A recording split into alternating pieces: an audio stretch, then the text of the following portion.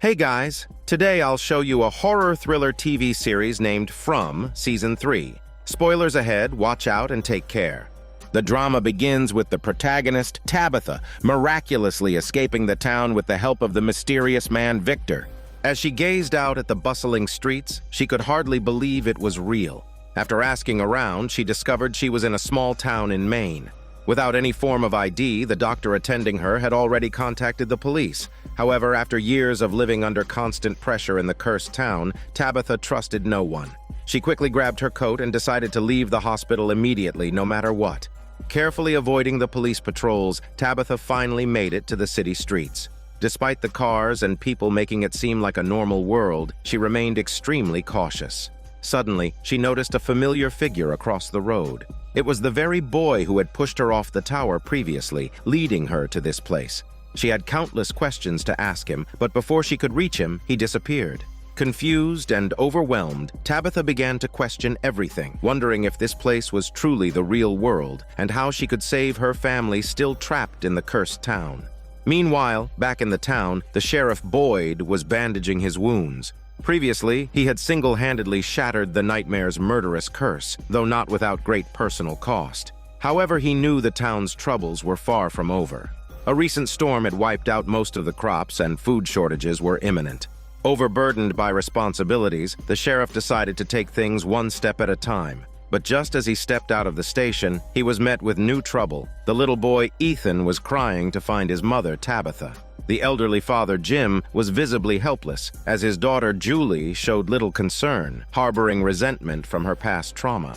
Only the sheriff understood why, because Julie had been cursed by the nightmare, barely surviving thanks to her mother Tabitha's sacrifice. Tabitha had ventured deep into the forest outside the town and never returned. At home, the two children cried endlessly, leaving Jim at his wit's end. Finally, he decided to venture into the wild to search for his wife. Boyd warned him of the dangers, pointing out that humanoid monsters were the least of his worries, and he had experienced inexplicable horrors himself. But Jim was determined, packing his bags and preparing to leave. Unexpectedly, the deputy volunteered to join him. Surprised, the sheriff asked if he too wanted to risk his life. The deputy reasoned that Julie and Ethan had already lost their mother. If something happened to Jim, how would the children survive?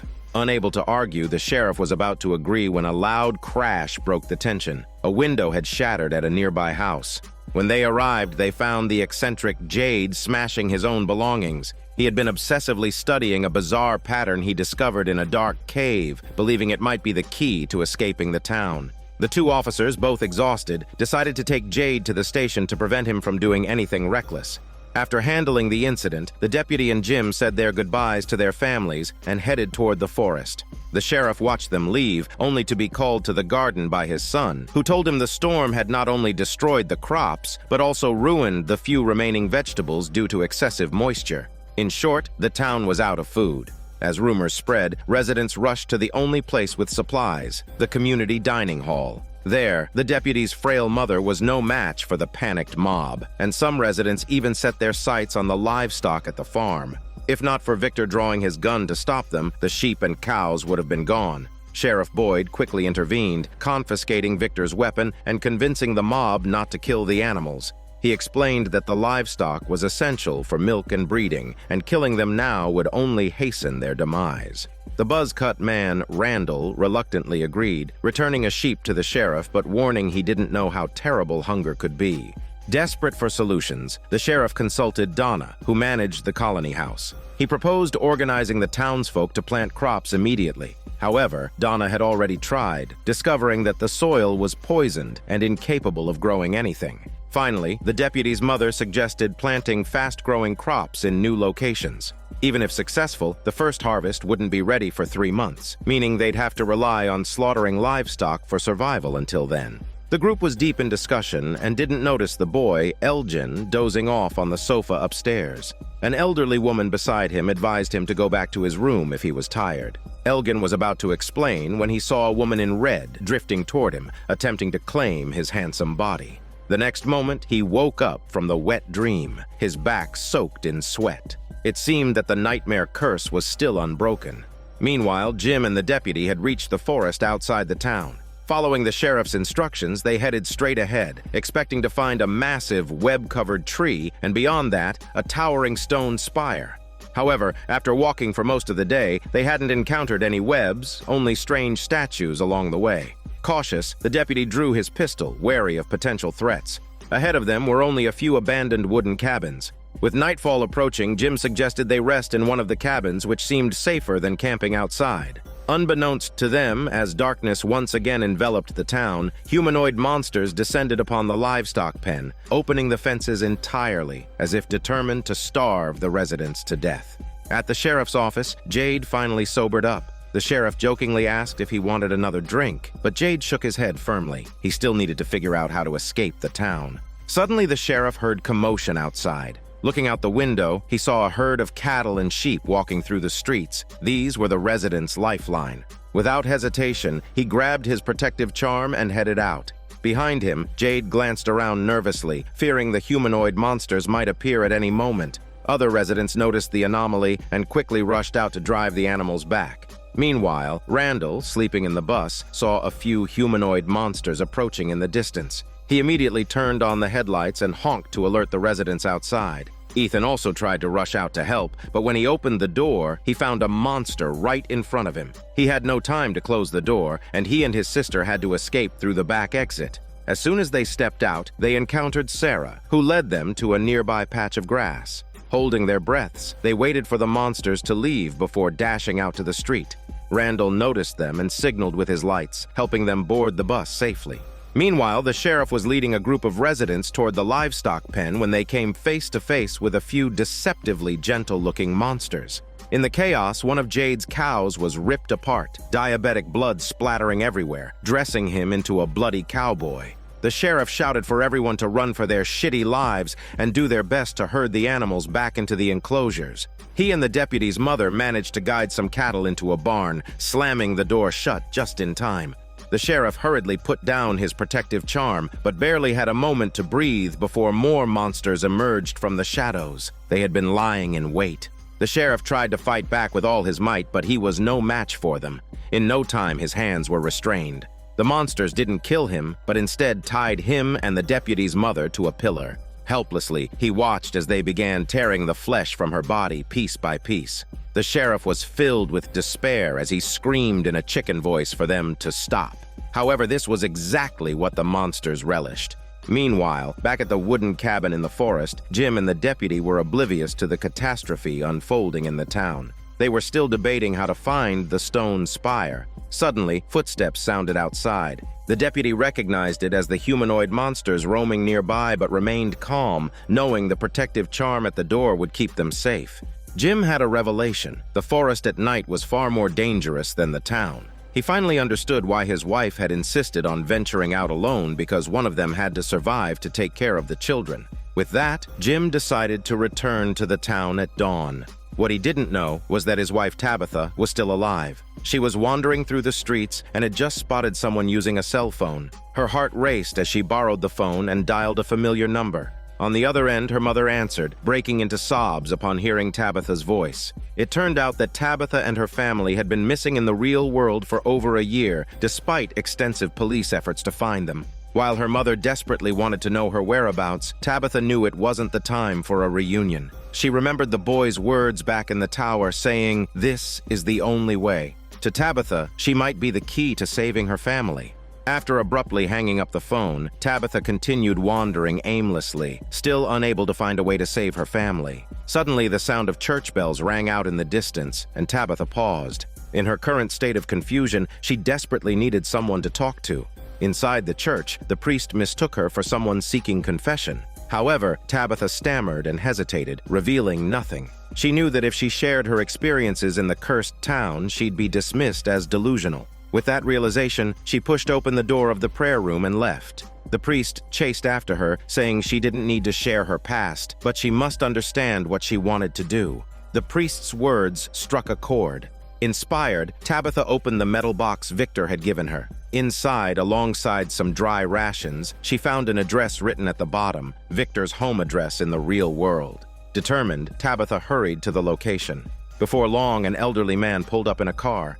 When he saw the metal box in her hands, his voice trembled as he asked where she had gotten it. At that moment, Tabitha realized the man was Victor's father.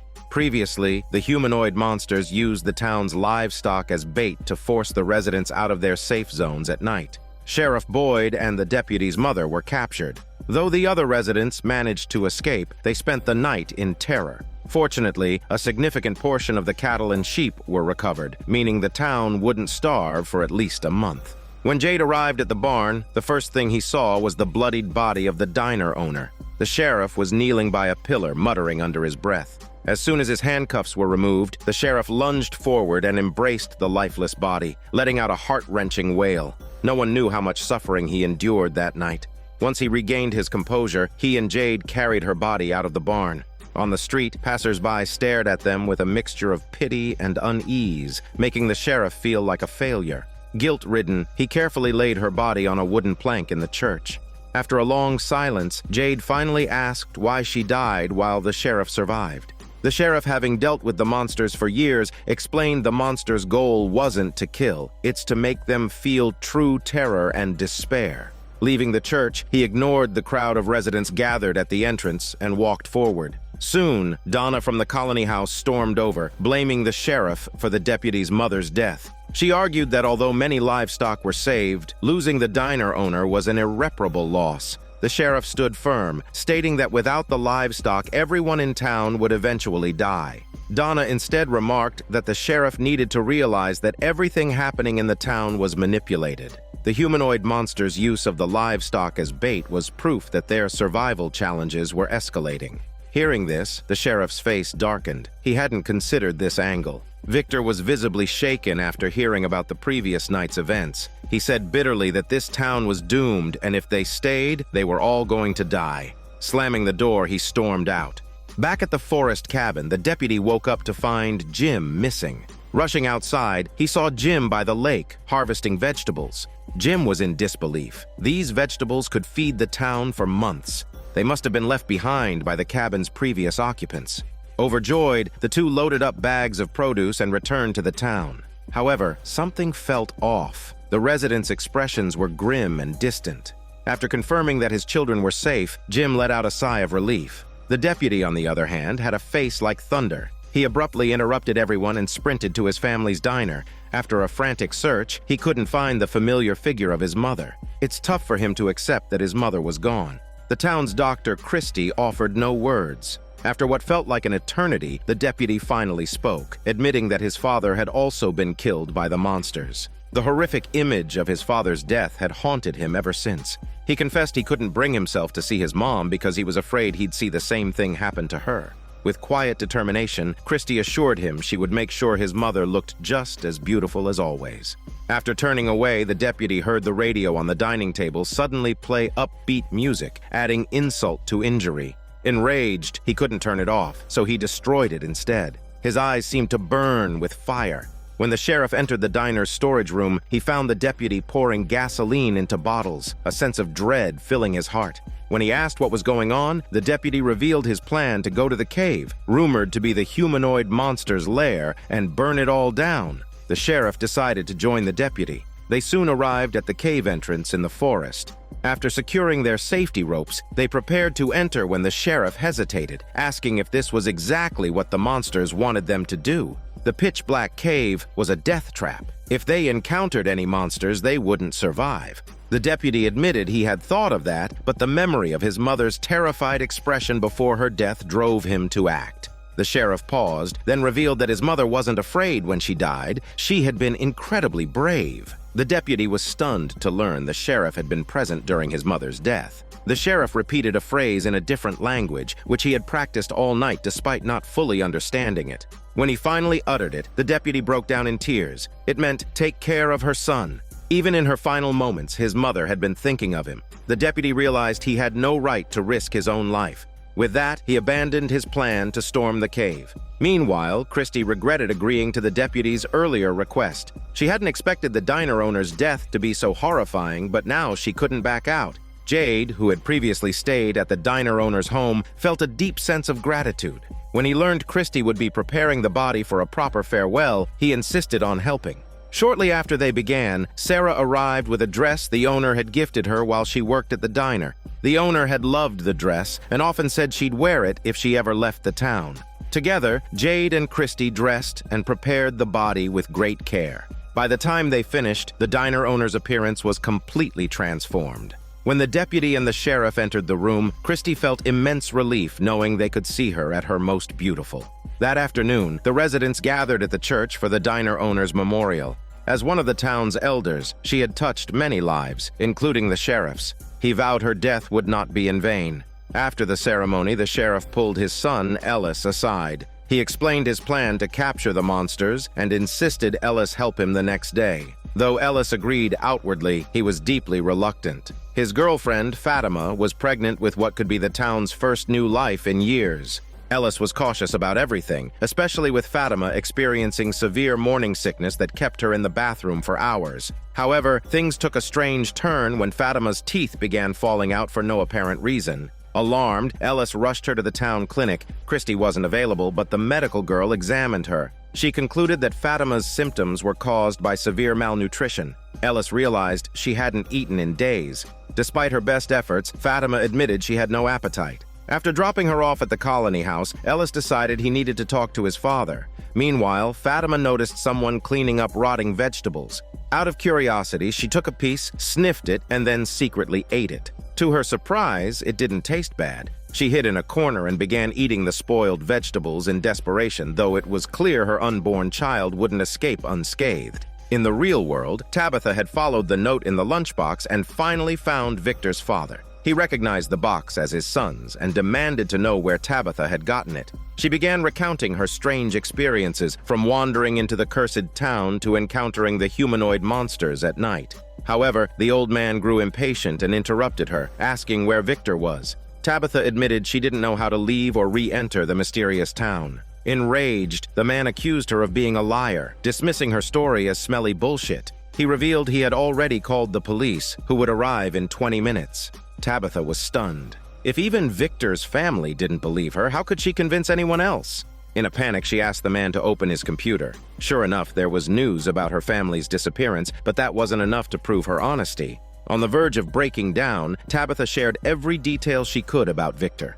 When she mentioned Victor's desire to save the children trapped in the tower, the old man's expression changed. Moments later, there was a knock at the door. It must have been the police. To Tabitha's surprise, the old man turned them away and even prepared a meal for her. His sudden change of heart was because he had heard about the children in the tower. When Victor was 6 years old, his mother began hearing strange voices, mixed with cries for help. It's from a group of children who claimed they were trapped in a tower. Not long after, Victor disappeared as well. The old man believed the two events were connected. Although Tabitha's story sounded unbelievable, when it involved Victor, he was willing to risk everything and believe her. Hearing this, Tabitha felt a deep sense of relief. Finally, someone believed her bullshit. Perhaps this was why she had been sent here. The old man said he had something important to show her. He led her to a dimly lit basement. He explained that after his wife began hearing the voices, she started seeing strange things, so she drew everything she saw. But Tabitha was too distracted to listen because the drawings depicted scenes eerily similar to those from the cursed town.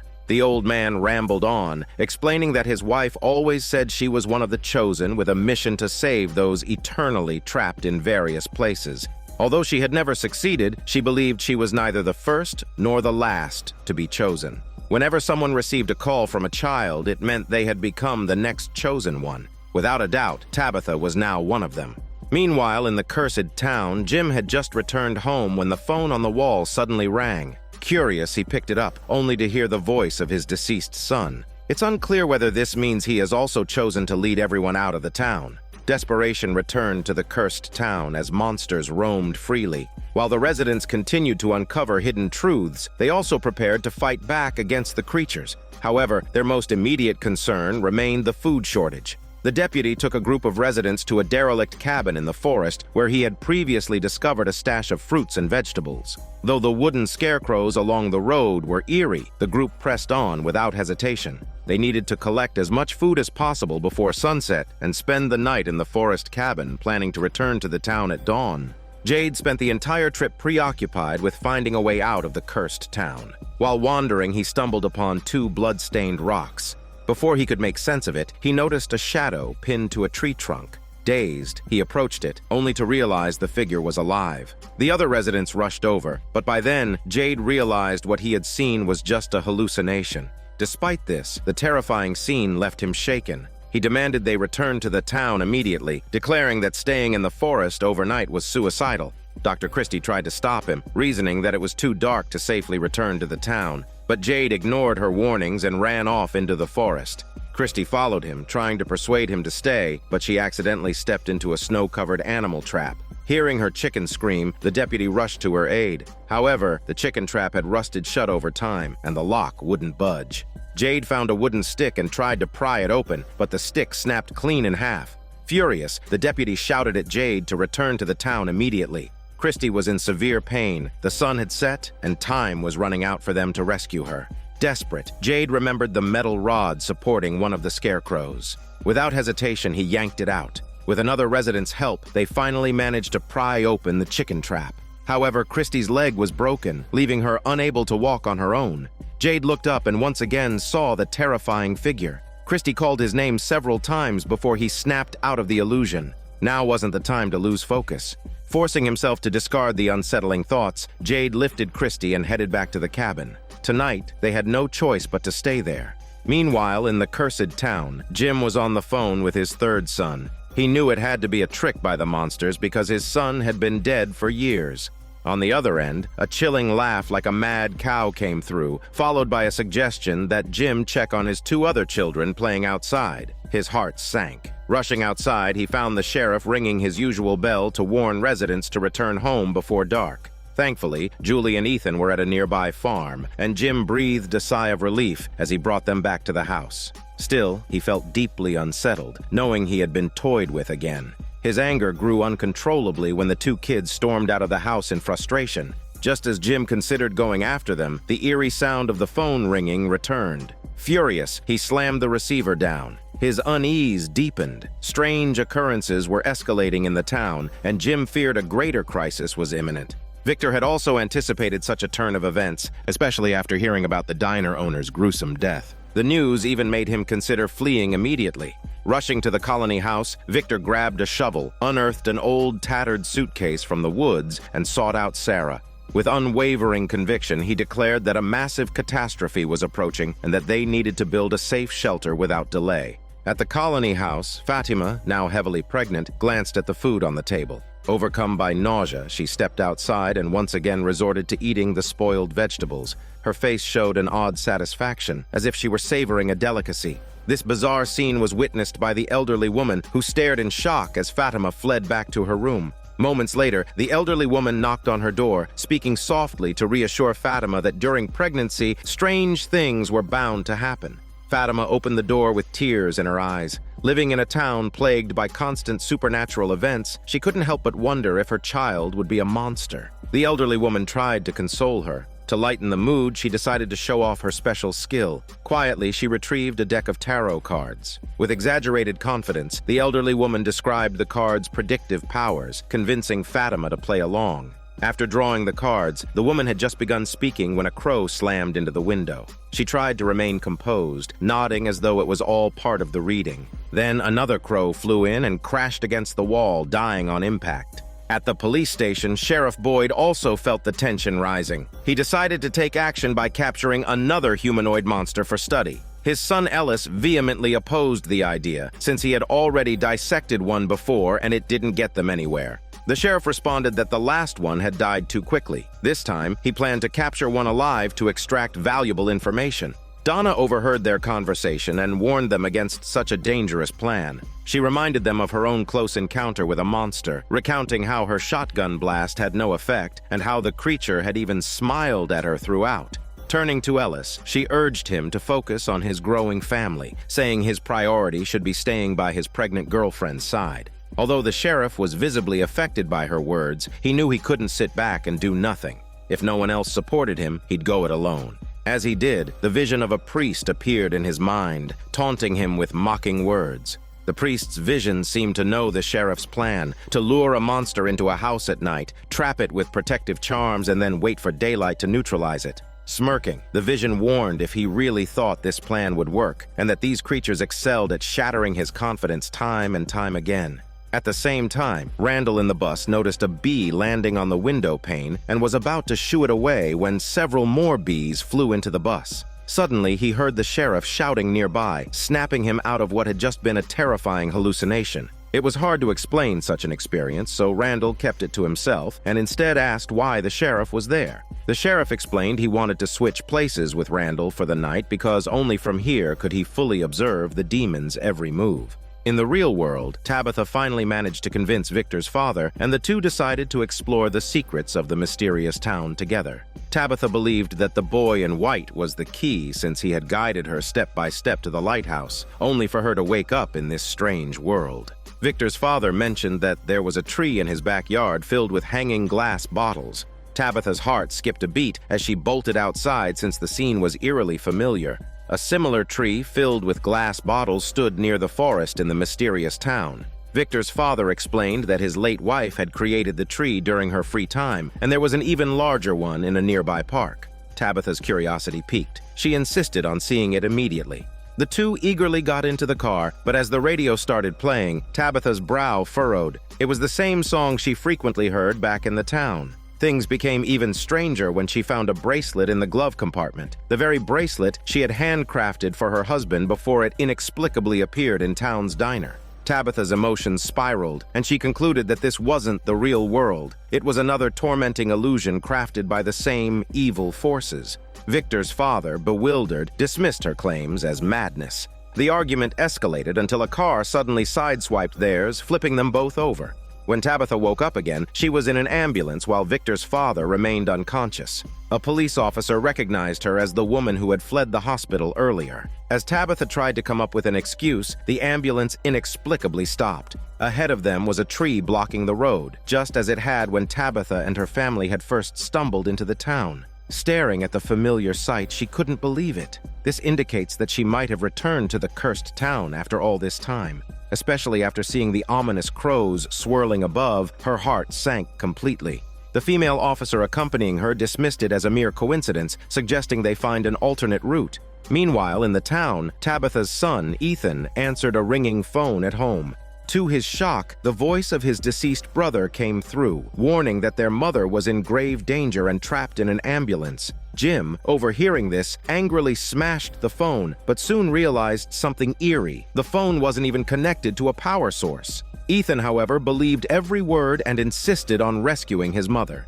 Back in the ambulance, Tabitha's fears were confirmed as they failed to find their way back to the hospital. Resigned, she revealed that there was a nearby town where they might seek help. In the cursed town, Sheriff Boyd had resolved to spend the night in the bus to capture a humanoid monster alive. Randall was unusually confident since he spent most of his nights in the bus and had memorized the monster's habits. For example, the nurse-dressed figure always lingered near the bus. Some liked to swing on the swings, and one couple often stood by the pool. The sheriff listened intently, but before they could act, the headlights of an ambulance pierced the darkness. It was Tabitha and her group. Ethan spotted his not-dead mother and immediately ran out of the house shouting for her. Alarmed, the sheriff grabbed Ethan and carried him back inside. Remembering the cryptic warning about Tabitha, the adults quickly connected the dots to the recent livestock incident, concluding that this was another trap by the monsters. They decided to stay indoors and avoid the ambulance altogether. Inside the ambulance, the group also sensed that something was wrong. It seemed too coincidental, the tree blocking their path during the day and now ending up in this strange town. Ignoring Tabitha's warnings, the medical staff decided to press forward and exit the town. Suddenly, the driver noticed a woman lying in the middle of the road. Tabitha screamed for them not to get out, but her protests fell on deaf ears as she was handcuffed to her seat. They said saving lives is their duty before stepping out. As they lifted the unconscious woman, she suddenly grinned sinisterly. Moments later, her claws tore through their hairy chests. The female officer, horrified, fired her gun, but the bullets had no effect. Realizing the dire situation, she retreated strategically. Hearing the gunshots, Sheriff Boyd realized the danger outside was real. Jim insisted on going out to check. Tabitha, still handcuffed, tried desperately to wake Victor's father, but there was no way for her to escape. As the monstrous howls grew louder, fear consumed her. Suddenly, the ambulance door swung open. It was her husband, Jim. Overwhelmed with relief, Tabitha nearly burst into tears. The sheriff and Randall soon arrived as well, but they had no key to unlock the handcuffs. Randall remembered a toolbox on the bus. However, as he retrieved the tools and returned, his path was blocked by the monsters. Relying on his protective charm, Randall threw the toolbox to the sheriff and turned to return to the bus. However, he was suddenly swarmed by countless flying insects, leaving him unable to fend off the approaching monsters. The sheriff handed the toolbox to Jim, intending to drive away, but saw the monster holding the car keys, smirking wickedly. It taunted him, saying he couldn't save everyone. The sheriff's face twisted in anguish as he snatched the keys, cursed the monster, and started the engine. For the sake of Jim and his wife, he had no choice but to abandon Randall. Meanwhile, the residents in the colony house were oblivious to the looming danger. The medical girl had come specifically to check on pregnant Fatima. Noticing her complexion had improved, the medical girl asked what she had been eating lately. Fatima didn't dare mention the rotting vegetables and came up with a quick excuse. Suddenly, an alarm blared through the colony house. It was the female officer escaping from the monsters. They were still on her trail. Firing shots behind her to keep the creatures at bay, one stray bullet hit a curious resident who had stepped outside to watch. The crowd paled in horror. Fortunately, the medical girl was there to tend to the injured, ordering the others to carry the victim to the couch. The officer banged on the door, begging for entry. After some hesitation, the compassionate residents opened it. Donna's eyes blazed with anger, warning the officer to stand still. The officer, overwhelmed with guilt, could only hope the injured resident would survive. The medical girl worked tirelessly to remove the bullet from the victim's abdomen, and with everyone's help, the operation was a success. At that moment, the sheriff arrived at the colony house. Jim had already freed his wife from her handcuffs, and the group quickly rushed inside. Seeing everyone gathered in the lobby, the sheriff suspected they had also suffered misfortune. The officer immediately helped Tabitha unlock her handcuffs. Donna sighed deeply and suggested everyone rest before dealing with further issues. Meanwhile, the drowsy Elgin finally seemed awake. Chatting with the elderly woman, he suddenly spotted a figure in red standing at the doorway. Unsure if he was dreaming, Elgin cautiously stepped into the hallway. The figure whispered for him to save her before vanishing. Sheriff Boyd was still beating himself up over abandoning Randall. Donna tried to console him, saying his decision had been the right one. Suddenly, a painful wail echoed from downstairs. It was the injured resident experiencing internal bleeding. Despite the medical girl's best efforts, she couldn't save them. The town had lost yet another resident. Enraged, Boyd lashed out at the female officer, blaming her for firing despite knowing it was ineffective. Donna intervened, dragging the sheriff to a second-floor room. Once inside, she broke down, sobbing like an old baby uncontrollably. She cursed the monsters for their relentless torment and questioned when their nightmare would end. It was clear Donna was nearing her breaking point. Elsewhere, Victor arrived at Sarah's home, carrying his battered suitcase. He requested her help, and Sarah led him upstairs to a guest room. Victor was visibly restless and began recounting events from years ago. Back then, the town had no protective charms, and every night, residents had to find ways to hide. Victor's mother had tried to save everyone, but ultimately perished. In fact, everyone died, except for Victor. Victor admitted he couldn't remember how he survived the ordeal. When he woke up the next day, he was surrounded by corpses. That was also the day he met the boy in white. Though Victor wanted to bury the bodies, his frailty made it impossible. The boy suggested burying their most cherished possessions instead, which Victor obediently did. Now, with the current crisis looming and the unprecedented snowfall in the town, Victor had retrieved the suitcase containing the relics of the previous residents. He hoped these items would help him recover his memories. As he carefully unpacked the suitcase, Victor pointed out each item: a watch with the scent of onions, a tin box belonging to a crybaby, and more. Each object represented a life once lived. Suddenly, Victor paused, asking why Christopher's doll wasn't in here. Curious, Sarah asked who Christopher was. Victor's memories sharpened. He said Christopher had once been a kind and friendly man. However, after seeing a strange symbol, Christopher changed completely. He became withdrawn, often muttering to himself in corners. One day, Victor accidentally witnessed Christopher arguing with his own doll. In the small forest cabin, the deputy finally breathed a sigh of relief. Christie's condition was stable, and it seemed her injuries hadn't become infected.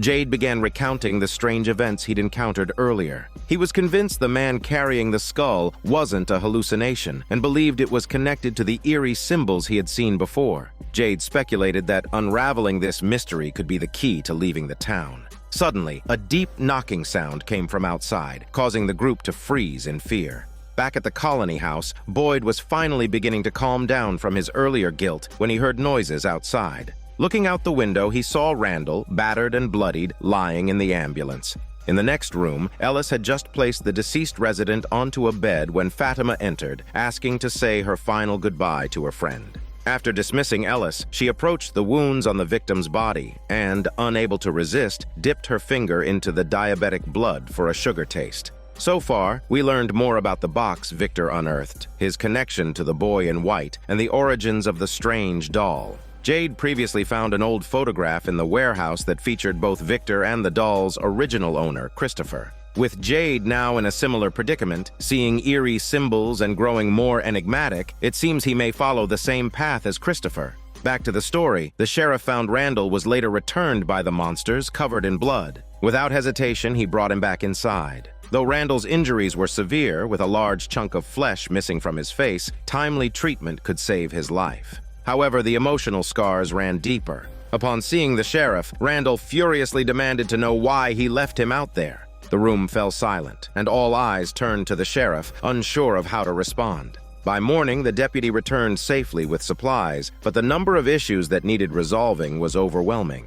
Boyd felt frustrated, especially with the townsfolk's fixation on Tabitha's return. He decided to hold a town meeting in the afternoon. Meanwhile, Victor's father, staying at the colony house, grew restless at the thought of finally reuniting with his long-lost son. Muttering under his breath, he complained about the lack of decent clothes in the house. In another room, Victor shared his experiences with Sarah and decided to search the tunnels for Christopher, the doll's original owner. Before setting off, though, he knew he'd need enough supplies and tools. As Victor opened the door to leave, he saw someone cleaning bloodstains from the floor and learned another person had died the previous night. Before he could process the news, Donna dropped a bombshell telling him his father is here in town. Victor, stunned, exclaimed impossible before bolting out of the colony house. Sarah, confused, asked if he's leaving already, but Victor repeated why in a trembling voice. Meanwhile, Tabitha had finally reunited with her children. She recounted her recent adventures in detail, from the tree filled with glass bottles to waking up in the hospital and meeting Victor's father.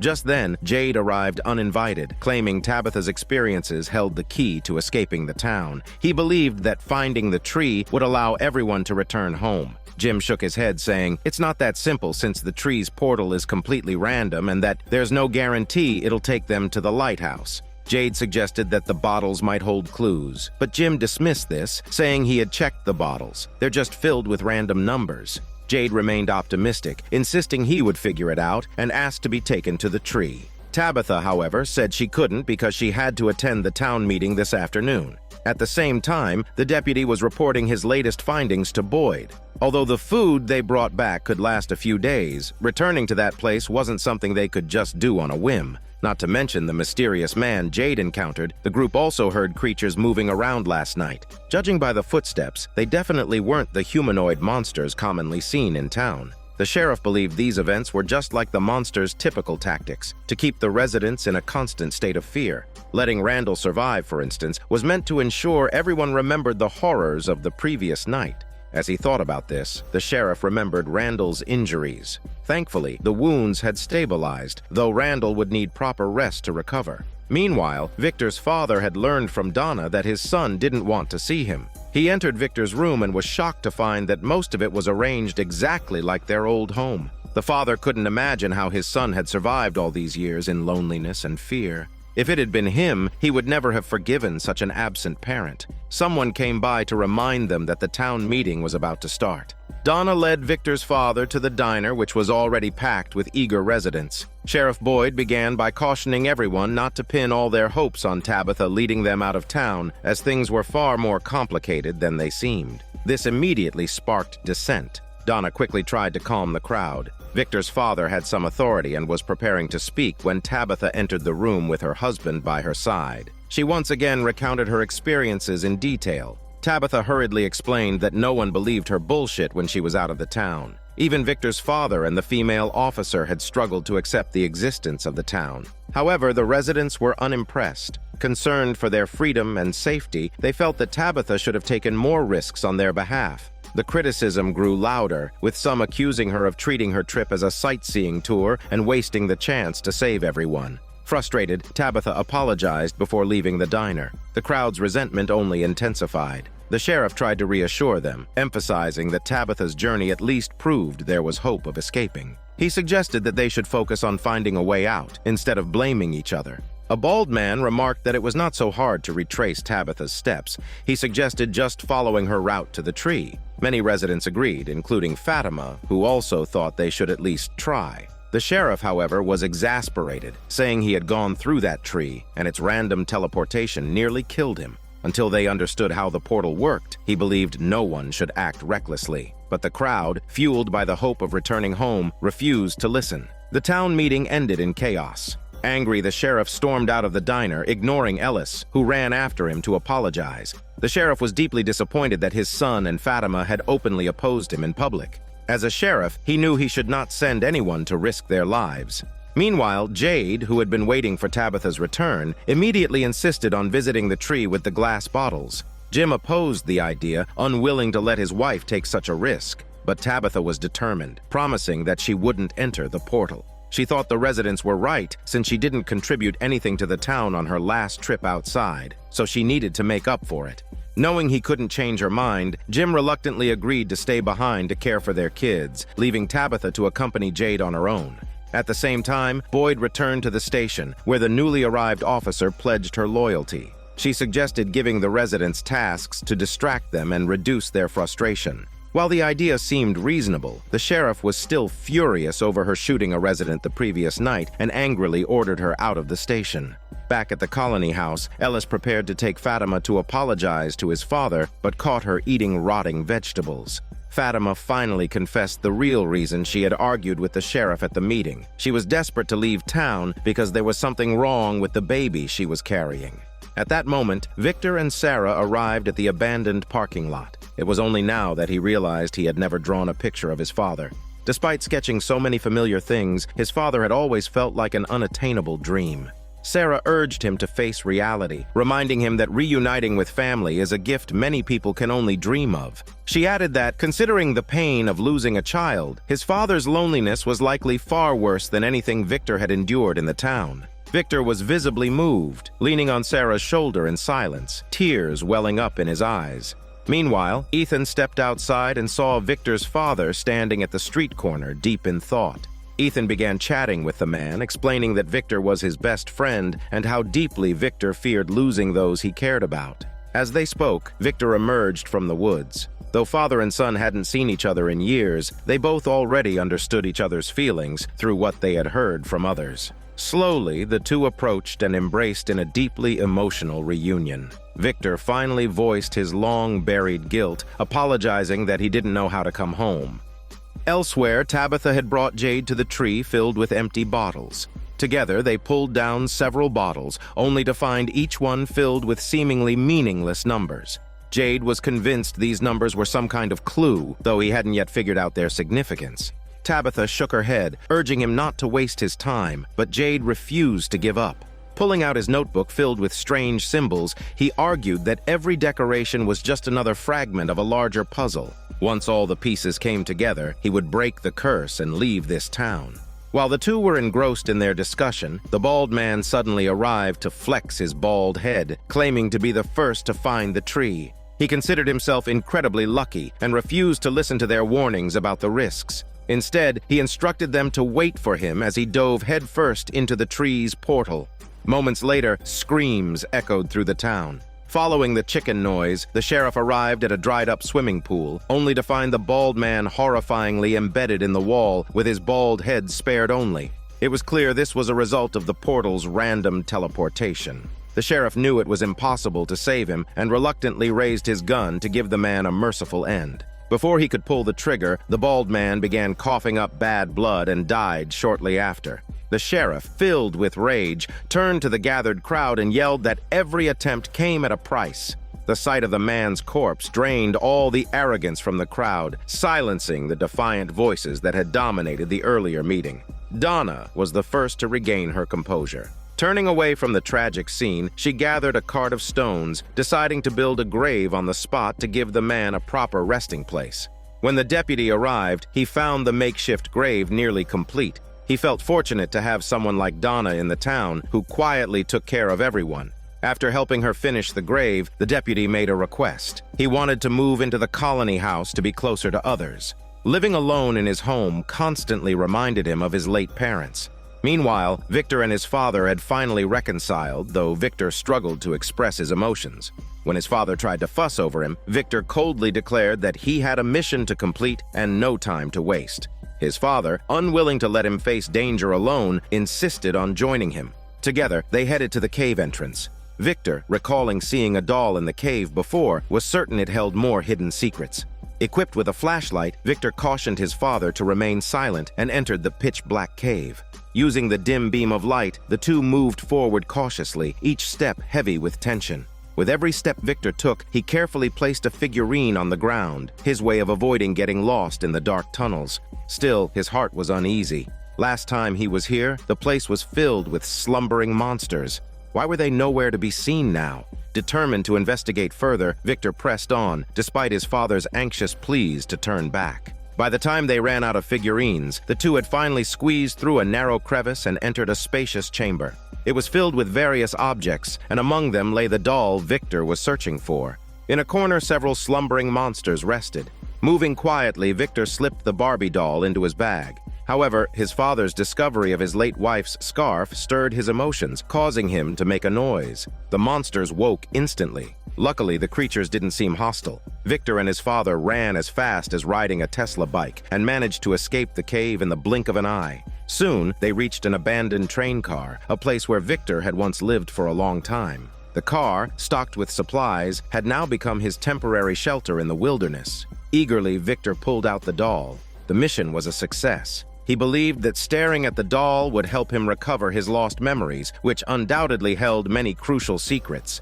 Meanwhile, Jade had returned with slips of paper collected from the glass bottles hanging from the portal tree. Each slip was inscribed with a series of numbers. Based on Tabitha's descriptions of her experiences, Jade speculated that the portal functioned like a wormhole or spatial rift. Despite the skepticism of Boyd, who dismissed the town as a place that defied scientific explanation, Jade remained resolute, convinced that hope for escape was within reach. Not wanting to crush Jade's spirits, the sheriff offered him a clue. During a previous trek through the forest, the sheriff had come across another tree filled with glass bottles. One of the slips had 1864 written on it. Jade's eyes lit up as he took a slip from the current tree, noticing it too bore the number 1864. With the sheriff's guidance, Jade located the second tree, which was also adorned with bottles but lacked a portal. As he worked, the ghostly figure of the late bartender appeared, sneering and mocking his efforts as pointless. Jade ignored the taunts, remaining focused on collecting every slip of paper. At the same time, Tabitha was at home reading with her son when a faint noise came from upstairs. Curious, she climbed the stairs and saw her bedroom door open on its own. A pale, ghostly figure appeared before her. As she tried to flee, another figure emerged, cornering her to babysit it like its mom. Terrified, Tabitha curled up in a corner, not knowing whether she should babysit the ghost or feel afraid. Luckily, Ethan arrived to save her moment, prompting the figures to vanish suddenly. Shaken, she took Ethan to Jade's home to share her experience. Jade, now cross-referencing the numbers from the two trees, noted that while most slips contained identical numbers, Ethan had noticed some were written in reverse. Jade believed this reversal might hold the key to unlocking the mystery. Finally, when Jade and Tabitha had a moment to talk, she recounted her encounter with the ghostly figures.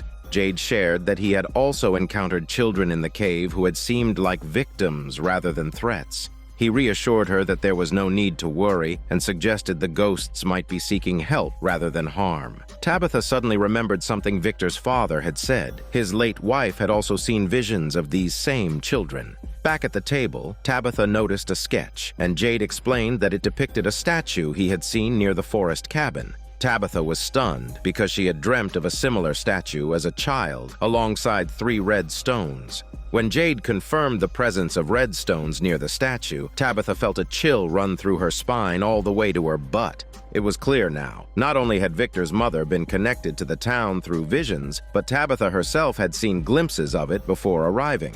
There was no doubt Tabitha was now chosen to save the town. Meanwhile, the deputy wasn't idle either. After cleaning up the ambulance that had recently broken into the town, he discovered not only a large supply of medications but also an ultrasound machine. The sheriff later came to visit the injured Randall, and upon hearing from the doctor that Randall was recovering well, felt a bit less guilty. When Christie mentioned that the clinic had acquired a new ultrasound machine, the sheriff's thoughts shifted. He hadn't forgotten that Fatima was pregnant. However, he was unaware that the young couple was troubled by the pregnancy. Since Fatima became pregnant, she hadn't been able to keep anything down except for rotten vegetables, which she oddly craved. When Ellis found out about this, he urged his girlfriend not to avoid the situation. Regardless of what was growing inside her, he promised to face it together with her. At that moment, the sheriff knocked on their door. Noticing the tear streaks on Fatima's face, he sensed that something was amiss, but didn't press the matter. Instead, he informed them about the new ultrasound equipment at the clinic. Hearing this, the couple's expressions changed, and they stammered, unable to say a word, before politely ushering the sheriff out of the room. Ellis then persuaded his girlfriend that it was time to face reality. If they were worried about their baby's safety, now it was the best time to find out. Though Fatima was extremely reluctant, she was tired of living every day in fear and finally agreed to Ellis's request, letting him head outside first to wait for her. She packed her things, and as she stepped out the door, she bumped into Elgin, who was wandering around taking pictures. Earlier, he had stumbled upon a camera in the storeroom, and now he had become obsessed with capturing every single resident of the town, promising to neatly arrange all their photos on the wall. Fatima found his words unsettling and hurried out of the colony house. Over at the clinic, Randall had woken from his coma. The medical girl came in with good news. There was no infection in his wound, and with regular dressing changes, he would recover in no time. However, Randall didn't seem pleased at all. He asked her to bring him a mirror, and upon seeing his reflection, his heart filled with resentment. Even if he healed completely, the grotesque scar on his face would forever remind him of the horrors he'd endured that night. Before long, the sheriff and his team arrived at the clinic. Fatima nervously lay down on the examination table, and Dr. Christie reassured her that the ultrasound wouldn't hurt at all. However, as the procedure began, Christie frowned. There was no sign of pregnancy on the scan. Fatima exclaimed that it was impossible. She'd even felt the baby move. Christie double-checked but confirmed there was no fetus in Fatima's womb. She suggested Fatima might have been experiencing a psychological illusion, much like Boyd's former claim of seeing bugs beneath his skin. Ellis urged his girlfriend to tell everyone the truth. Overwhelmed with both fear and grief, Fatima ran out of the clinic, sobbing. Meanwhile, back at the colony house, Elgin developed some photos he had taken earlier and noticed something chilling. It's a shadowy figure standing behind Fatima. The ghostly figure reappeared moments later and asked him to help her, and she would save his life. When Elgin snapped out of his daze, the strange apparition was gone. Later, Elgin encountered another strange event. His camera seemed to take a photo on its own. When he looked at it, he was reminded of the ghostly figure's words asking for help. Following the image's clues, Elgin located a cellar in a clearing. Summoning his courage, he opened the hatch and climbed down. Inside, aside from a few barrels, he found an old wooden cabinet leaning against the wall. Elgin opened it and shone his flashlight inside, but saw nothing unusual. Just as he prepared to leave, he heard knocking from inside the cabinet. A thought occurred to him, and he pushed the cabinet aside to reveal a hidden door. Behind it was a spacious chamber furnished with old living essentials. Lifting a tattered cloth in the corner, Elgin uncovered a desiccated corpse. Covering his nose, he looked up, only to see the ghostly figure standing before him once again. Meanwhile, Jim was gathering vegetables at the forest cabin. Just as he finished packing up and prepared to leave, he saw Jade and a few others approaching. It turned out that Tabitha, after hearing Jim's description of the cabin, insisted on coming to see it for herself. She believed the cabin's layout perfectly matched the recurring nightmares she had as a child. Jim thought Tabitha was stirring trouble again. He didn't want her to be in danger again, but Tabitha wouldn't back down, as she felt it was crucial to uncover the truth about her childhood dreams. Left with no choice, Jim followed his wife to the spot with 3 stones. Though it was Tabitha's first time here, everything felt eerily familiar. In her childhood dreams, she always crouched behind these stones, hiding from something terrifying. But whenever she attempted to peek, she would wake up. Jim was almost speechless. But Jade thought otherwise, believing Tabitha must have overlooked some vital detail. After all, she was chosen to lead everyone out of the town. Back in the town, Julie was bored at home while her parents were at the cabin. She bumped into Randall, who had just been discharged from the hospital. The two decided to go out for a stroll. Julie casually mentioned her desire to get a driver's license someday, which piqued Randall's interest. He brought her to a van for emergency use and enthusiastically showed off his driving skills. After a brief demonstration, he took Julie for a ride. She felt thrilled, as it had been so long since she had been in a vehicle. Randall, however, started acting strangely. His eyes locked onto something, and the hated cicada hallucination appeared once again.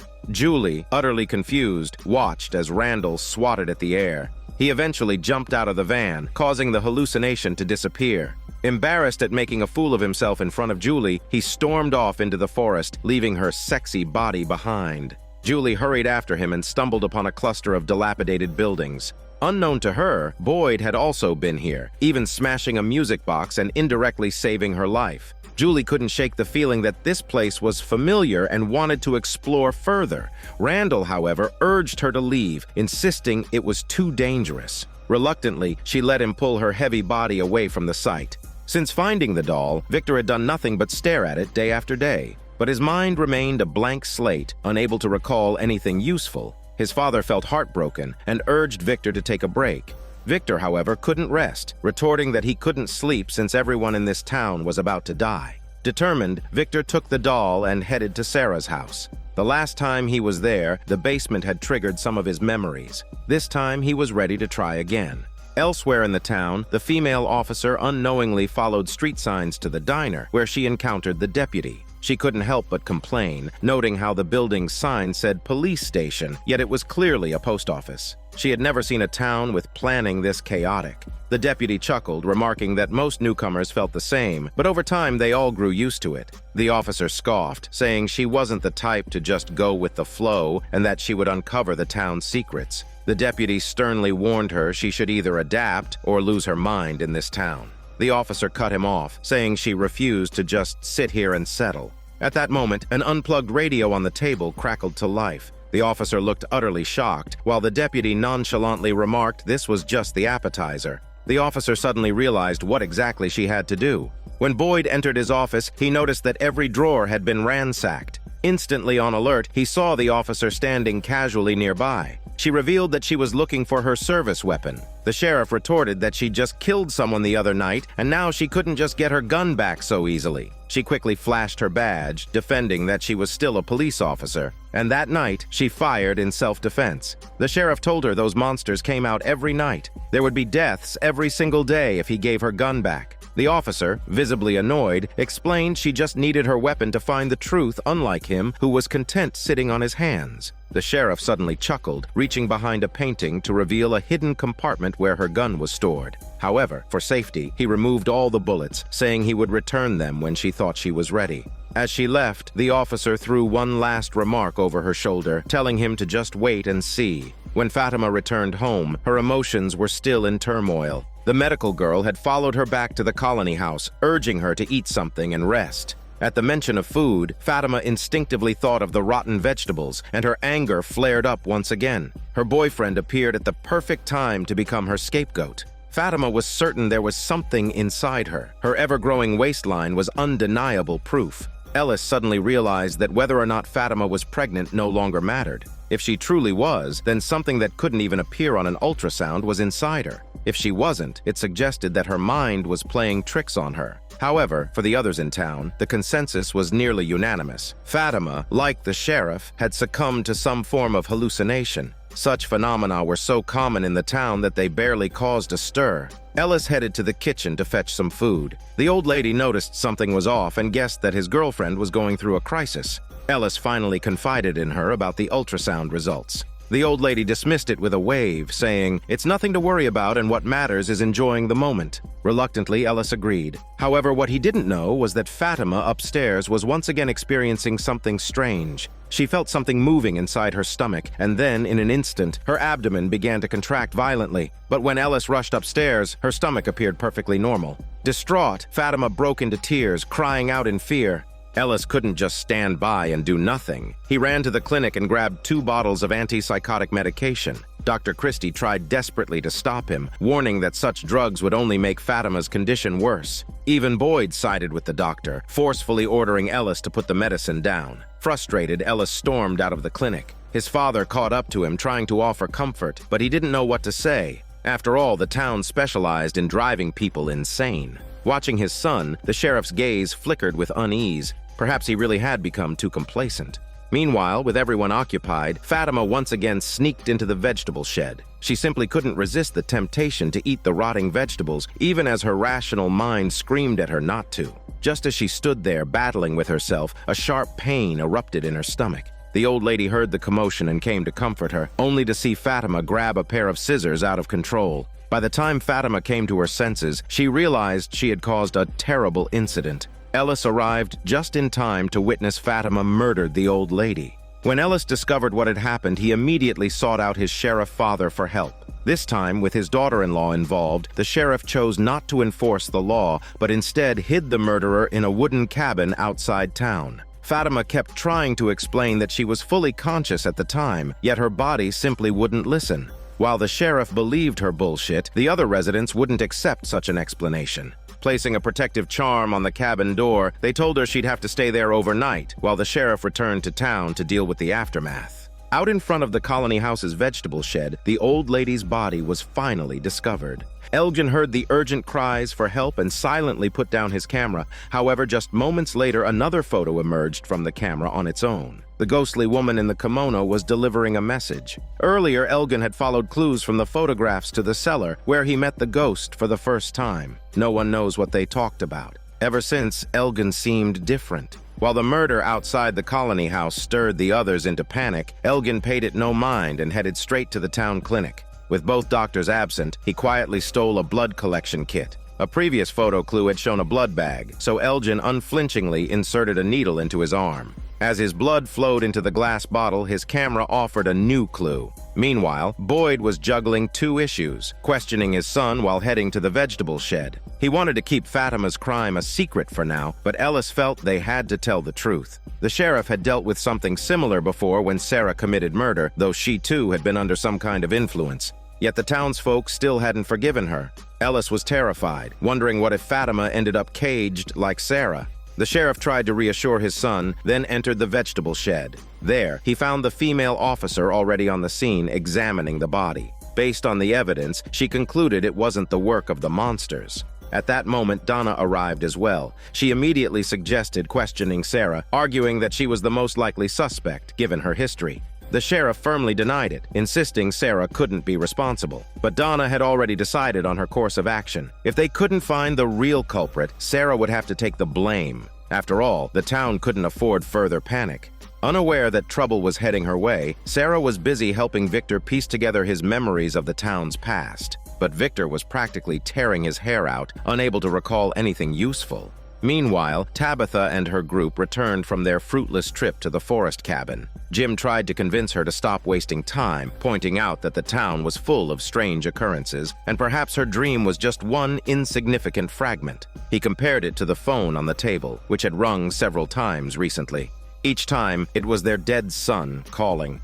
At that moment, an urgent knocking at the door interrupted their conversation. It was Sarah, seeking help. When Tabitha entered Sarah's basement, Victor latched onto the hope she brought like a drowning man clutching at a lifeline. The two had once traversed the dark tunnels together, and it was there Victor first encountered the Barbie doll. Perhaps Tabitha could help him remember something. Though his request seemed absurd, Tabitha understood Victor's nature and decided to fully cooperate. Tabitha began recounting the details of her underground adventure. Step by step, she guided Victor until he remembered a key moment from his childhood, the first time he met the doll's owner. At the time, he was playing hide-and-seek with friends. Every hiding spot had been checked until he arrived at the church. That was where he found the doll's owner. Before long, the three of them arrived at the town's church. Victor headed straight to the basement. As he took in the familiar surroundings, he finally remembered everything. The truth was the doll's owner hadn't been talking to the doll, but rather to the mysterious boy in white. The boy had revealed the town's deepest secret to him.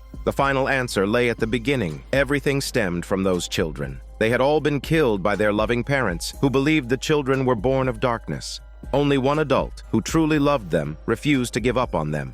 Through their collective hope, the children's energy formed the portal tree. The boy in white had tried to tell the doll's owner that saving the children required passing through the tree's tunnel, but the doll's owner dismissed it as nonsense. Victor had told his mother about the boy's words, and she believed him, vanishing without a trace soon after. Tabitha suddenly understood why, when she first saw the boy in white, he had begged her to save the children.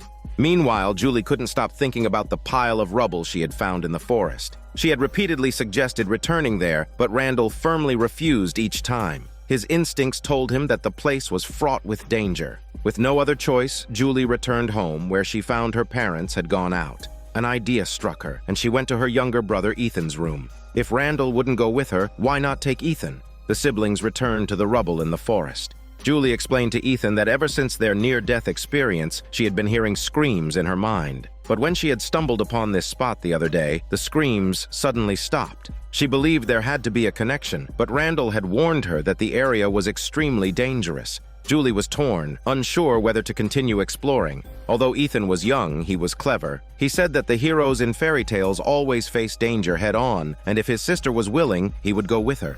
Julie took a deep breath, held Ethan's hand, and stepped forward cautiously. The next moment, she found herself in a strange space, one the sheriff had visited twice before in the last season. Julie curiously glanced around, but the screams in her head returned, forcing her to clutch her ears in agony. In the real world, her body began to tremble uncontrollably. Ethan panicked and ran to town for help, running into the deputy and the female officer. They rushed back to find Julie unresponsive. In her mind, the screaming had stopped, and she now saw a frail old man chained to the wall. He muttered that someone in the well needed a rope. Julie obeyed, throwing a rope into the well, which happened to land on the sheriff's head. This scene matched the opening of the second season. Julie wondered what lay at the bottom of the well, but before she could investigate, the old man vanished with his bald head, leaving her with no choice but to proceed through the only stone door. She then entered a creepy cave where darkness enveloped her completely. Julie's anxiety soared as she suddenly heard voices from the other end of the cave. Moving closer, she realized they belonged to Victor and her mother Tabitha. This moment had also occurred in the last season. Just as Julie heard the screams again, the deputy and the others moved her away from the rubble. Julie awoke from her trance, leaving everyone curious about what she had experienced. At the same time, Ellis had found Fatima hiding in the wooden cabin carrying a large bag of supplies. It seemed he was preparing for her to stay there long-term. During this time, Fatima had come to terms with her situation. Since she had taken a life, she would have to accept the consequences. Ellis tried to persuade her not to give up, suggesting they live together in the forest if it came to that. After saying this, he left the cabin. Fatima sat on the floor feeling despondent. When she lifted her head, she saw the ghostly woman in a kimono, but a moment later the figure vanished. Shortly after, she heard a voice outside. It was Elgin, who had followed clues from his photographs to find her location. Meanwhile, Ellis had returned to his father, the sheriff, insisting they come clean. He suggested moving into a tent in the wilderness with Fatima, pointing out that they had protective charms. The sheriff berated his son for such foolishness, asking what they would do if Fatima had another episode. Would she kill him too? Their argument escalated until Donna barged in. Judging by their faces, she seemed to guess the truth. Boyd, unwilling to pretend any longer, finally admitted that Fatima was the murderer. Donna stood frozen for a long time before finally making up her mind. She decided that Fatima had to be locked in the cage. Otherwise, there would be no way to account for the death of the old lady or explain it to the townspeople. The sheriff tried to reason with her, saying the townspeople would understand, just as they did when Sarah was spared. But Donna interrupted him sharply, saying that back then, the sheriff was held in high regard, respected and feared by the residents, so protecting Sarah was possible. Now, however, the sheriff's authority was long gone, and hardly anyone listened to him. Seeing the sheriff attempt to argue further, Donna cut him off with a final warning. If he didn't announce the news himself, she would do it for him. Watching her walk away, the sheriff and his son Ellis were left in silence. The only choice left was for Ellis to take Fatima and live in the wilderness. The sheriff sternly warned his son to be decisive if he noticed any strange behavior in Fatima and not let sympathy get in the way. But Ellis, deep down, could not agree with his father's cold approach. When the two approached the cabin, they found the door wide open. Fatima was gone. It turned out that Elgin had tricked her, pretending to be acting on Ellis's instructions, and lured her into the cellar. Fatima realized something was wrong and turned to leave, but Elgin blocked her way, saying she had to stay for the sake of her baby.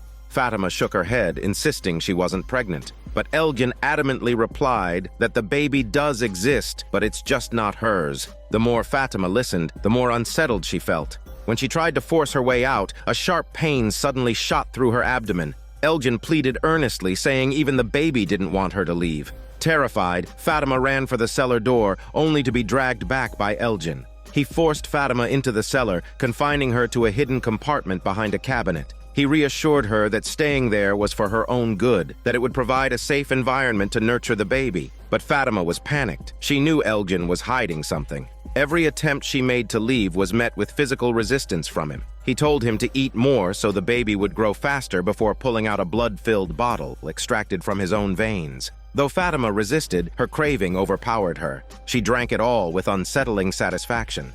Meanwhile, the sheriff and Ellis continued their search for Fatima. As night fell, Boyd suggested they return to town and resume searching at first light. Ellis was about to refuse when he noticed his father suddenly stumble, almost collapsing. They had no choice but to cut the search short and head back to the police station.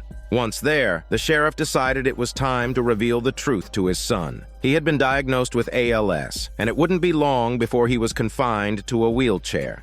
They talked until nightfall, with Ellis growing increasingly angry at his father for not telling him sooner. But the sheriff explained that he simply hadn't wanted to burden his son unnecessarily. The sheriff confessed that during his captivity in the barn, the demons had forced him to watch the diner owner's brutal death. It was their way of breaking him mentally, and he now feared that Fatima's pregnancy and disappearance were all part of the same twisted psychological torture aimed at him. Just as he finished speaking, there was a loud knock at the window. The sheriff knew it was the demons causing trouble again.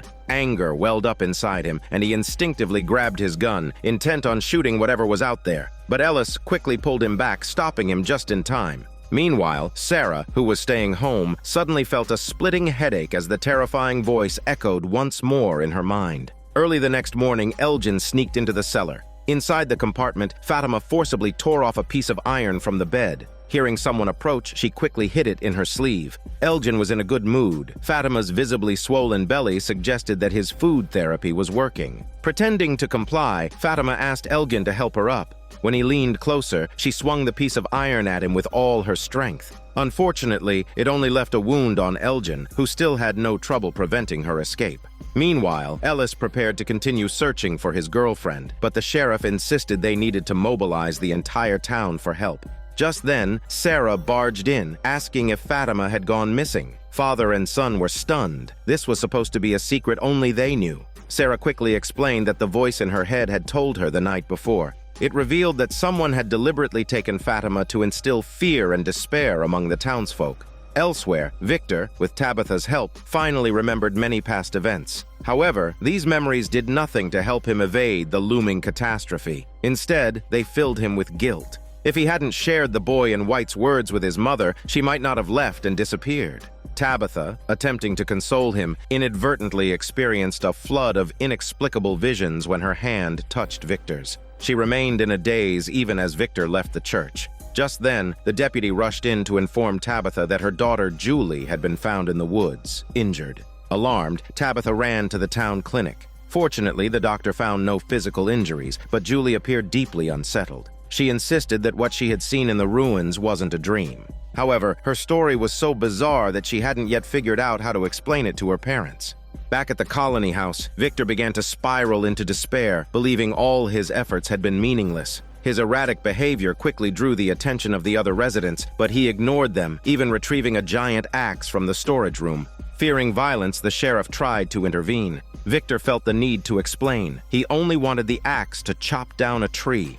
Meanwhile, Donna paid no mind to the commotion. She was torn about whether to reveal Fatima's identity as a murderer. She remembered how much joy Fatima had brought to the colony house upon joining and struggled with the decision. Just then, Boyd arrived at her door. He explained that Fatima's disappearance was part of a demon's scheme and that they needed to focus on finding her rather than debating her past crimes. Donna agreed and began rallying the residents. After the diner reopened under new management following the owner's tragic death, Jim and his family were eating there when they suddenly heard the sound of bells outside. It was Donna calling everyone to gather. The residents quickly assembled outside the diner, where Boyd revealed Fatima was missing, and they needed to form a search party to thwart the demon's plan to sow discord. Someone whispered, asking if it was true that Fatima had killed the old lady. The sheriff quickly changed the subject, explaining how the town had been plagued by the demon, who used to enter homes freely at night to kill, but he had found an amulet that changed everything. Proof that they cannot be defeated, the sheriff called for everyone to unite to stop the demon from continuing its rampage. His speech stirred a wave of determination, with many residents volunteering to join the search team. Due to the overwhelming number of sign-ups, the sheriff decided to pair everyone into teams of 2. Once the crowd dispersed, he specifically asked the deputy to team up with him.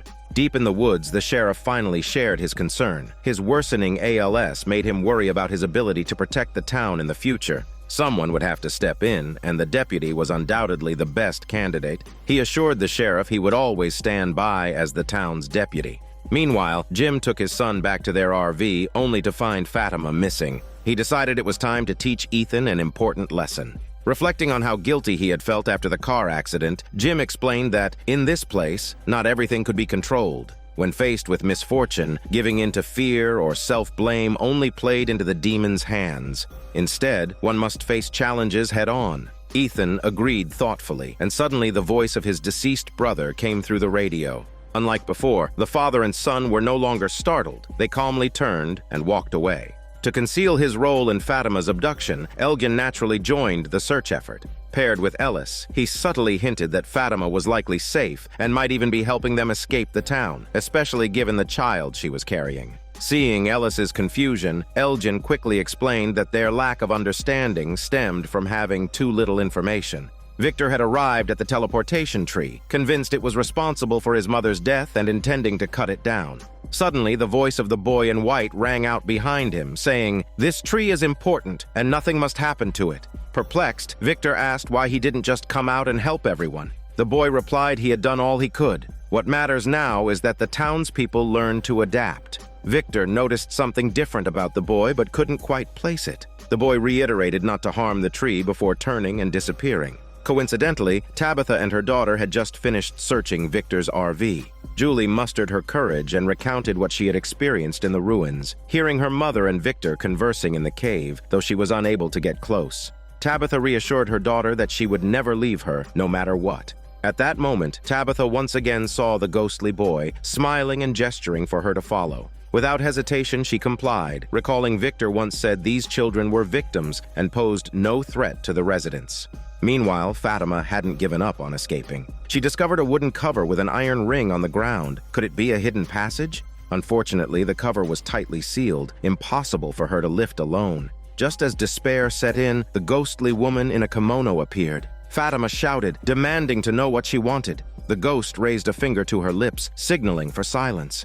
Guided by the boy, Tabitha and her daughter arrived at the entrance to the cellar. Certain it held secrets, they descended the steps, only to find Victor already there. It turned out he had regained all his memories. This was where he had last seen his mother. As Tabitha approached to console him, a sudden flash of strange images filled her mind the moment they touched. Trembling with emotion, Tabitha realized she had gained countless new memories. Since being locked in the cellar, Fatima's belly had grown at an alarming rate. On this day, sharp pains radiated from her abdomen, and to her horror, she realized something inside her seemed to be moving.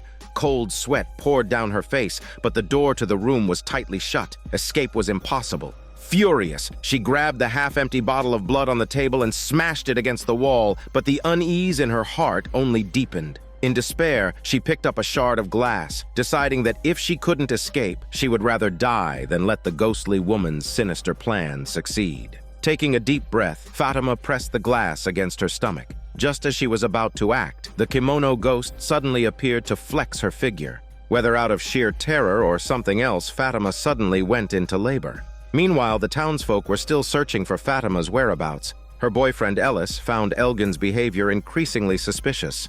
Although Elgin knew Fatima well, he showed no signs of concern for her. Ellis shared his doubts with his sheriff father, who suspected that Elgin might know more than he was letting on. The sheriff decided to enlist Sarah's help for the investigation. While the residents were out, the sheriff prepared to have a serious talk with Elgin. As he climbed the stairs, he ran into Elgin, who seemed to be preparing to leave. Opening Elgin's luggage, the sheriff found it packed with daily necessities, confirming his suspicions. Elgin had hidden Fatima. Elgin admitted he had made a deal with the ghostly woman, promising not to reveal anything. However, he insisted that the child in Fatima's belly was the key to the townspeople escaping this cursed place. Boyd was exasperated, pointing out that ultrasounds had already proven Fatima wasn't pregnant, so Elgin had clearly been deceived by the ghost. Sarah, having experienced the ghost's manipulative promises herself, backed him up. She reminded them how the voice in her head had led to her brother's death. This place was full of deception, but Elgin remained adamant, claiming this time was different. The ghost wasn't asking for death, but for a new life to be brought into the world. Ellis's patience finally snapped, and he lunged at Elgin, ready to wrestle his muscles with him. The others quickly restrained him and pulled him outside. Sarah cautioned the group that Elgin had been brainwashed, and ordinary methods wouldn't get him to confess. Boyd ordered everyone to keep an eye on Elgin while he went to the colony house's tool shed. It seemed he was preparing for harsher methods to extract the truth. At that moment, the ghostly image of the deceased pastor reappeared, accusing the sheriff of hypocrisy. After all, he had hidden Fatima, a known killer, claiming she was under the ghost's control. And now, faced with Elgin in a similar situation, he was ready to use brutal interrogation. The sheriff's emotions overpowered his reason. After all, Fatima was his daughter-in-law, and when it came to protecting his family, he was willing to abandon all principles. Moments later, the priest's apparition vanished, and the sheriff returned with a toolbox in hand. Confirming that Elgin hadn't left the room, the sheriff approached him with a menacing air. At this point, there was no room for negotiation. Without a word, the sheriff opened his bag and laid out his tools. Suddenly, the camera beside them flashed, automatically producing a photograph. Elgin claimed this was a message from the ghost. Picking up the photo, the sheriff's anger deepened. The picture was of the new house he had bought with his wife. To the sheriff, it was a blatant act of provocation by the ghost. All hesitation gone, he methodically arranged the tools on the table, preparing to make Elgin taste each one. Elgin was as stubborn as ever, refusing to say a word even at this critical moment. The sheriff slammed his fist down in frustration. The agonized scream echoed downstairs, catching the attention of the female officer. Sensing trouble, she rushed upstairs and forced her way into the room despite everyone trying to stop her. Seeing Elgin's miserable condition, the officer insisted on reporting the sheriff to the townspeople. The sheriff had no choice but to pause his work and explain himself. However, no one noticed Sarah's irritated expression as she turned and quietly entered Elgin's room alone. She knew all too well the consequences of someone falling under a demon's spell. It was impossible to change their beliefs. The only solution was to break their will through physical means. The heated argument downstairs was interrupted by a harrowing scream from upstairs.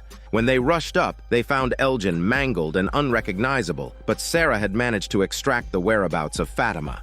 Without hesitation, the sheriff and his team ran toward the basement, where the kimono ghost was in the midst of helping Fatima give birth. Moments later, she pulled a fleshy mass from Fatima's belly. Hearing a noise, the sheriff and his team broke into the secret chamber behind a cupboard, but the ghost had vanished. Thankfully, Fatima was unharmed and told them the ghost had taken something into the tunnel. Boyd, filled with dread, knew he had to uncover the ghost's intentions. Entrusting his son to care for Fatima, he grabbed an oil lamp and cautiously ventured into the passage. To his surprise, the tunnel connected to the demonic cave system. Advancing carefully, the sheriff soon saw flickering lights ahead. Meanwhile, Fatima revealed the truth about the demons to Ellis. These creatures were originally just townsfolk who had sacrificed their own children in pursuit of the myth of eternal life. The sheriff, now in the cave, was horrified to witness the kimono ghost and demons forming a circle, their eyes fixed on the pulsating flesh ball in the center. Before his eyes, it morphed into a human body, the resurrected figure of the smiling demon he had previously killed with his own hands. After her ordeal in the basement, Tabitha speculated that Victor's mother was trying to send her a message. Her husband was in a panic, and their only hope now was the eccentric genius, Jade. After hearing Tabitha's description, Jade's eyes lit up. He recognized the child she mentioned as one he had also seen in the tunnel. The group followed Jade to the location where Tabitha had encountered the child. Jade recounted that the first time he saw the boy was in a cave, directly beneath a bizarre symbol formed by tree roots. This jogged Tabitha's memory of Victor, and she recalled the boy in white mentioning that the roots carried the hopes of children and eventually grew into the teleportation tree. Jade suddenly understood, unraveling a mystery that had long plagued him. The strange symbols and the teleportation tree were connected, and the bottles hanging from the tree held crucial secrets. Tabitha nodded in agreement. Jim decided to assist in uncovering the bottles' mysteries. Inside the bottles, they found a series of 10 numbers, with only 2 and 7 written backward. That made a total of 12 symbols. Jim connected this to the 12 tones in a musical scale, reasoning that music is a universal language. Jade's face lit up. Without wasting a moment, he raced home, grabbed the bottles, and realized that the combinations of numbers on the notes corresponded to musical chords. The genius Jade had a knack for music. As he rearranged the numbers, a hauntingly beautiful melody formed in his mind. He was eager to try playing it immediately. Jim, however, stopped him, concerned that this could be another trap set by the demons, recalling the disastrous effects of the cursed music box. Jim suggested testing the melody in the forest away from people. Tabitha had an idea, suggesting they should play it under the teleportation tree where the notes had been discovered. Without delay, the three of them headed to the teleportation tree. Standing beneath its towering branches, Jade began to play the melody on his violin, following the notes written on the slips of paper. Tabitha and Jim looked around expectantly, and before long the ghostly children began to appear. Strangely, though, only Jade and Tabitha could see them, while Jim saw nothing at all. At the same time, Julie was recounting her experience to her younger brother, describing the events during her earlier unconscious state. She was certain that what she encountered in the cave was linked to the moment her mother dug through the basement. Julie speculated that she might have experienced some kind of time travel and suddenly felt the urge to try it again. If her theory was correct, there might still be a chance to save the late diner owner or even their deceased brother. Meanwhile, in the forest, Tabitha watched as the ghostly children knelt before her. A realization seemed to dawn on her, and she kept muttering she remembered now. Jade murmured that they needed to save the children. He mentioned that he had once played a lullaby for them. At this moment, Tabitha appeared unable to accept the reality before her and frantically fled the scene. Confused, Jim chased after her and eventually got an explanation. It turned out that Tabitha and Jade could see the children because they had both experienced this phenomenon before. Tabitha was revealed to be Victor's mother, and Jade was the doll owner who had been returning to the town over and over again, trying to save the children, but failing every time. After explaining this, Tabitha decided to find a quiet place to think. Jim, still struggling to process the truth, unknowingly wandered back to his RV, which he believed was the source of everything. He hadn't expected his daughter Julie to suddenly appear, her face covered in blood, crying and begging him to return to the town. But in the next moment, a mysterious man in yellow robes appeared out of nowhere. He declared that everything could have been avoided if Jim's wife hadn't dug through the basement. Without another word, the man slit Jim's throat. And with that, Season 3 of this drama concludes.